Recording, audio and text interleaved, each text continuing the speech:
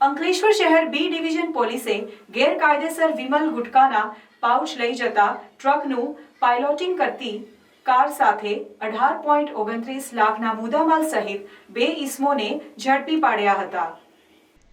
Vadodara range IG Sandipsinh અને Bharuch police વડા મયુર ચાવડા દ્વારા જિલ્લામાં મિલકત સંબંધી ગુનાઓ અટકાવવા તેમજ અસામાજિક પ્રવૃત્તિઓ ચલાવતા ઇસમો વિરુદ્ધ કાયદેસરની કાર્યવાહી કરવા આપેલ સૂચના આધારે ડીવાયએસપી ચિરાગ દેસાઈના માર્ગદર્શન હેઠળ અંકલેશ્વર બી ડિવિઝન પોલીસ મથકના PIVK ભૂતિયા સહિત સ્ટાફ પેટ્રોલિંગમાં હતો। તે દરમિયાન બાતમી મળી હતી કે નેશનલ હાઈવે ઉપરથી ટ્રકમાં ગેરકાયદેસર રીતે વિમલ ગુટખાના પાઉચનો જથ્થો ભરી લઈ જવામાં આવી રહ્યો છે અને તે ટ્રકનું કાર વડે પાયલોટિંગ પણ કરવામાં આવી રહ્યું છે।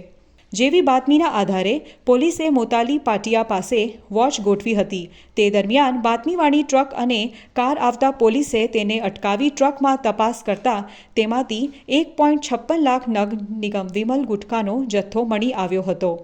પોલીસે ગોધરાના પોલન બજારમાં રહેતો સાજિદ ઇલિયાસ અહેમદ ભમેરી અને ઇદ્રીશ ઉર્ફે ભુરિયો સિદ્દીક અબ્દુલ હક ટપલાની ધરપકડ કરી વિમલના જથ્થા અંગે પૂછપરછ કરતા તેઓએ સંતોષકારક જવાબ નહીં આપતા પોલીસે 6.24 લાખની વિમલ અને 10 લાખની ટ્રક મળી કુલ 18.29 લાખનો મુદ્દામાલ કબજે કરી વધુ તપાસ હાથ ધરી છે।